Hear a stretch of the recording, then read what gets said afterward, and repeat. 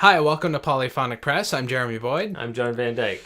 So we got something interesting to talk about here. Basically, what's happening is there's an article on digitalmusicnews.com. Basically, the headline is "The 13 Most Insidious, Pervasive Lies of the Modern Music Industry."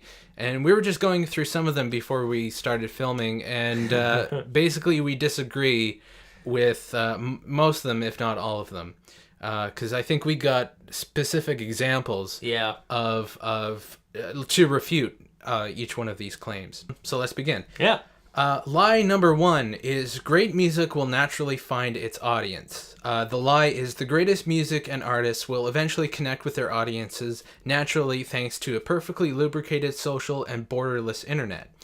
And the truth, they claim, is just like the analog old days, most great music gets left behind and allows in obscurity, if not substantially backed by otherwise supported financially. In fact, the biggest songs on the planet are often those blasted the loudest on the biggest platforms, and oftentimes the most money from major labels, i.e. Katy Perry, Pitbull, and Flo Rida. Thoughts? Well, I think those kind of artists will always be the biggest, but that doesn't necessarily mean everybody else is being ignored. It's just they're being ignored by the mainstream, which they always will be anyway. You have to live with that. Yeah. You have to realize that if you're actually going to go out there and do something artistic, that most people who just follow the norm are probably going to ignore you. It's just the way it is. Yeah.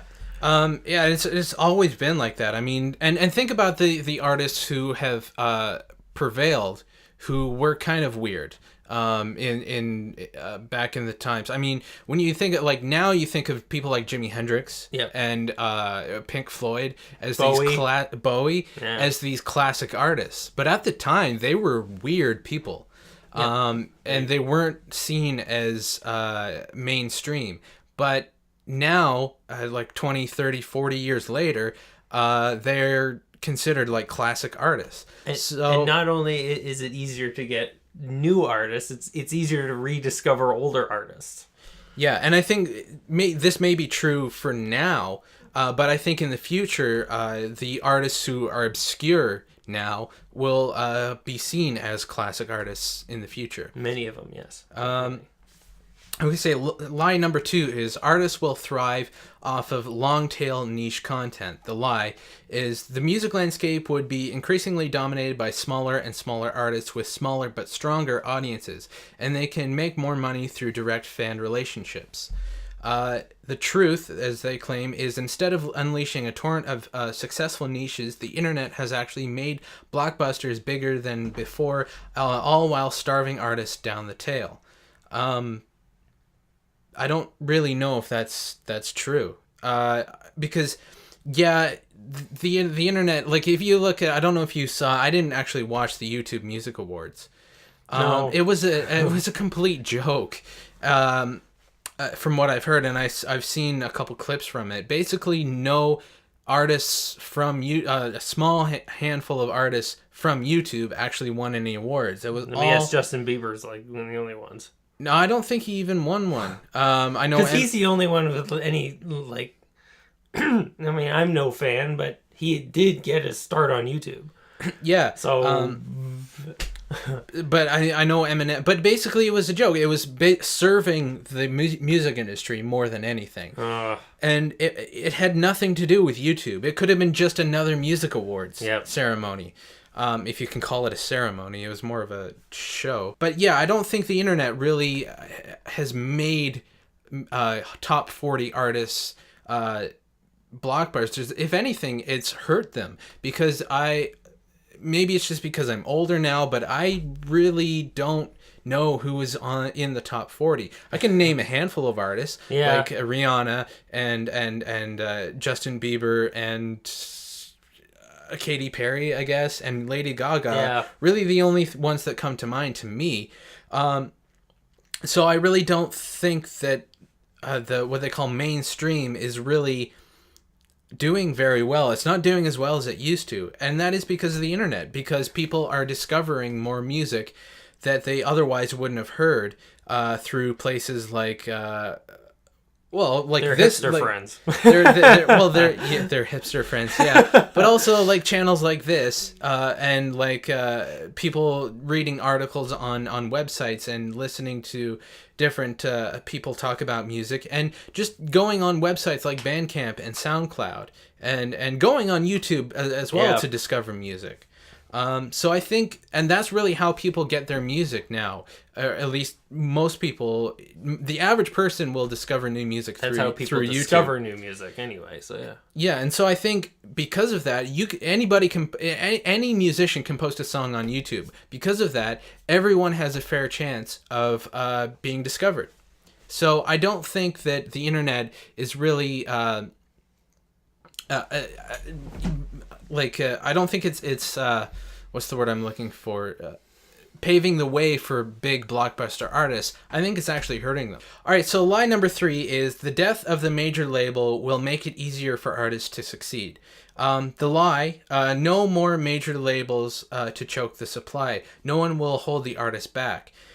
Sadly, the truth is, the avalanche of unfettered, unwatched content was never quite filtered by the music fan. Instead, it was all mostly tuned out, except by a small number of trusted curators, which means most artists are deluged in all that stuff and have hard time gaining traction.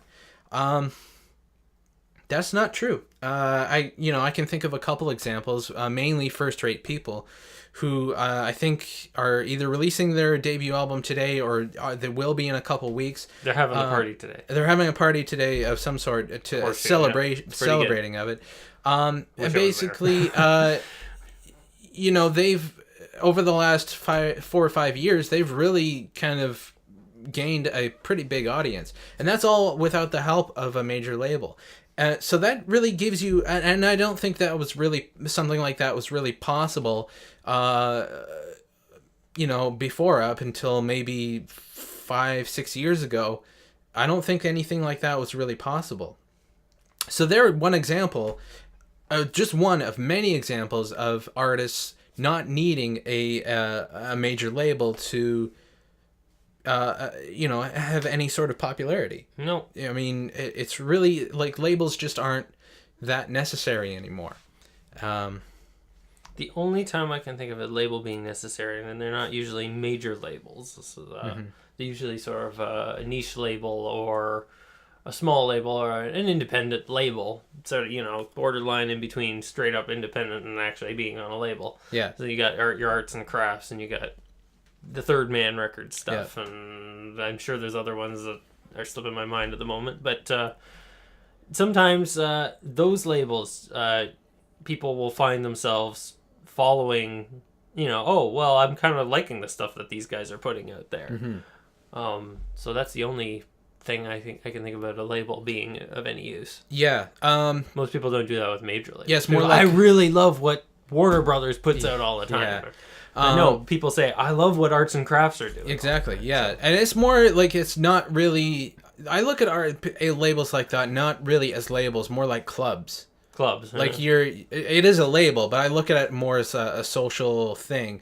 Like arts and crafts have a lot of really good artists on their label, and they've kind of gained that kind of reputation. Like you said, Warner Brothers doesn't really have that personal connection to people that a smaller label would, because you look at it, Warner Brothers. It's Warner Brothers. It's not just a record label. It's also a huge movie studio. Yeah, it's a huge movie. And so, it's they don't really have that personal connection with music fans, I don't think. Whereas Third Man has its devotees. Yeah. Or something like that. So, So line number 4 is there will be a death of the major label. Major labels will die out completely while unleashing a utopia of contract-free, liberated artists. The truth is majors are weak but far from dead, but more importantly, they're still controlling popular music and its consumption and building and maintaining artists' careers. It's the reason why Jay-Z is still signed with a major label and why Macklemore did a deal with Warner Music Group. Okay, but the thing is, the thing that this article I don't think is really taking into consideration or really thinking about is not so popular music. Yeah. They're not really. They're looking just. They're just kind of The scratching the popular surface. artists have always been popular amongst the major labels because they're the big money makers. Yeah. They're the ones that they put out there, and they will bring in a massive amount, and they're treated as such. Anybody underneath that doesn't get the same treatment. No. Therefore, they don't want to hang around. Take the Black Crowes as a perfect example. Exactly. Yeah. Yeah. They had a huge amount of disdain with their record company, and now they At plural. Companies. Oh yeah, well with Columbia Records. Yep. In the late 90s, and then they signed with V2 Records, which is kind of a major label. It's a subsidiary of Virgin Records. But they seem to be happy with that label. But now they have their own label. But anyway, getting back to this, basically it's saying the major labels will die out, and I don't think they will. They might in 10, 15, 20 years, but I don't think they will anytime soon. Completely die out, but there is an influx of bands leaving. But I mean, look at what happened to sure. EMI Records in England. England, They don't exist anymore, and they had the Beatles. Yes. So yeah, I don't know. I don't think the major record labels will die out anytime soon, because look at the who owns those labels. It's Warner Brothers, Sony, and Universal. Yeah. Those companies aren't just record labels. No, they're not. I mean, Sony has everything. They're a movie studio. They have electronics. They're an electronics company. They're mostly known for their electronics, for sure. Yeah. So, those, because they're companies, they're gonna keep their record labels around just because they can, because they can make more money doing releasing records. So I don't think they will die out anytime soon. Line number 6 is the real money is in touring. If artists just give away their music for free and let it be social and free flowing, they'll make it up on the road. The truth is fabulously true for the artists like Pretty Lights and plenty of EDM artists, but not most other artists. In fact, most artists are struggling to survive on the road, and even established names have been forced to can tours because the money just doesn't make sense. That I can see a little bit of truth to, because once again they're concentrating this time they seem to be concentrating mostly on the smaller artists. Mm-hmm. It is very, very difficult to find a venue that will, have a successful turnout. Yeah. And be able to pay you at the end. Yeah, exactly. In fact, there's an increasing trend of venues actually charging the artists to play. Yeah, so which is nonsense.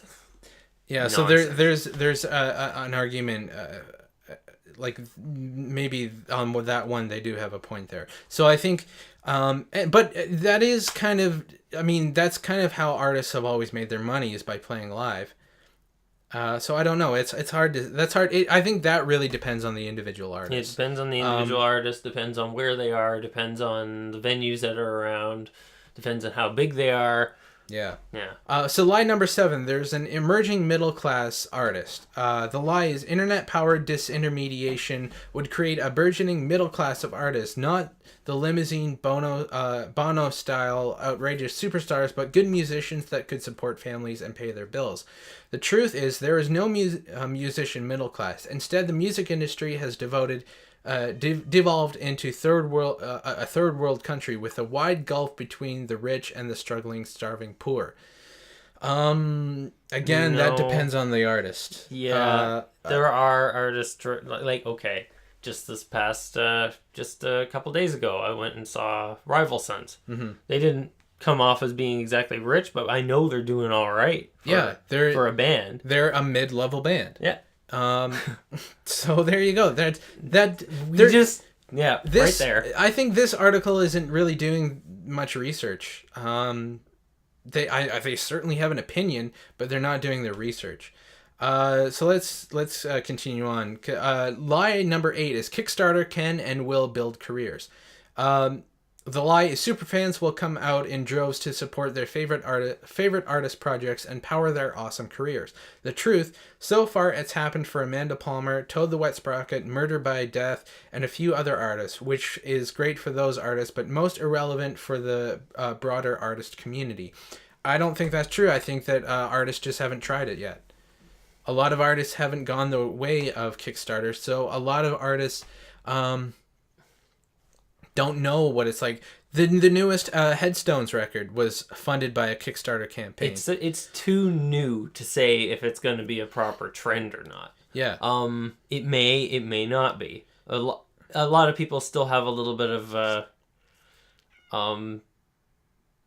what's the word? I guess reservations about asking people for money like that. So once again, we'll see. Yeah, it creates a huge paradigm shift in the world, and it's only been around the last 2-3 years that I've really seen it caught on. So, I don't think I think people just need to give it a little more time. But like I said, the newest Headstones record was funded by a Kickstarter campaign. And it's not just music. Like, I know there's a couple movies that have been done by Kickstarter. I know Kevin Smith is going to be using Kickstarter to fund Clerks 3. I think there's been more movies than musicians. Yeah. So if it works for movies, why can't it work for musicians? Well, it works for if it can work for anything. It's just another example. It's just another model, and it's very much in its. It's a very new model of, I guess, for lack of a better term, capitalism. It's really not quite capitalism, but it kind of is, and it isn't at the same time. You're still borderline, but it's such a my point is it's such a new concept. It's really just in the embryonic stages. Yeah. It's been proved to work in some instances, and sometimes it doesn't. It really depends on what people think it's worth. Yeah. So lie number 9 is, I think I may agree with this one, is Spotify is your friend. Streaming on Spotify will make artists money if they just wait long enough. The truth is Spotify will make Spotify and Wall Street tons of money if they're really lucky, and they've already made tons of money for major labels, not artists. And even superfans rarely stream enough to equal the nice, upfront, transparent, royalty-free offered by an iTunes Store download. I can see not making a lot of money on Spotify because they gouge royalty rates. Yeah, I heard something about that. And I can see they have a point there. But that's But that has more to do with that particular. That has more to do with Spotify itself than the general term of online streaming. Yeah. Line number 10 is Google and YouTube are your friends. Okay. Okay. The lie is Google and YouTube have anything but their own profit maximization goals in mind. The truth is, this is business, not altruism, no matter how it gets spun. And the interests of Google and rights owners are diabolically opposed and will continue to be so, which also means that anything that is DMCA compliant is ultimately great for Google and fantastically bad for content owners. Well, I, for one, welcome our YouTube overlords. Well, the thing is, Google, yes, their argument is Google is a business. Yeah, it is. But it's also a business that provides people to upload content to their services. I don't think Macklemore and Ryan Lewis would have a #1 hit if it weren't for YouTube. Nope. So yes, it is a business, but it's also a tool that people can use. The two aren't mutually exclusive. So that argument is completely invalid. It just is. And we're not saying this to be biased. We're just saying. We're not just saying this because this video is on YouTube, but, that's just the way it is. Yeah. There's a reason we're here. Yeah. Line number 11 is, if Pandora could just lower royalties, they could then survive and really help all the artists out there. The lie is, sadly, Tim Westergren's bubble is making him one of the biggest boogeymen of the modern-day music industry. In an impassioned but largely deceiving letter to artists, Westergen asked to sign a congressional petition asking for lower royalty rates for internet radio. What he forgot to mention, this is the truth, is what he forgot to mention was that by signing the petition, artists were also supporting their own rate cut, which led to high-profile protests from groups like Pink Floyd. Meanwhile, Westergen, whose Pandora cash-outs now surpass $1 million a month, has devoted endless amounts of time towards both publishing and recording royalties in the courts and Capitol Hill. Still, I mean, the standard royalty rate is the standard royalty rate for a reason. That's like asking a radio station, can we pay your artists less? Yeah. That's like radio stations going to SOCAN or ASCAP and BMG or BMI in the States and saying, you guys are charging too much royalties, so we're gonna see if we can pay you less. I mean, those performance rights organizations, as they call them, exist to keep royalty rates at a certain level, to make it fair for the artist. So, and Pandora really isn't that much different than a radio station. It's just on demand. And lie number 12 is t-shirts. And the lie is, not only is the money in touring, but our artists will make a killing off merch tables, sales, and t-shirts.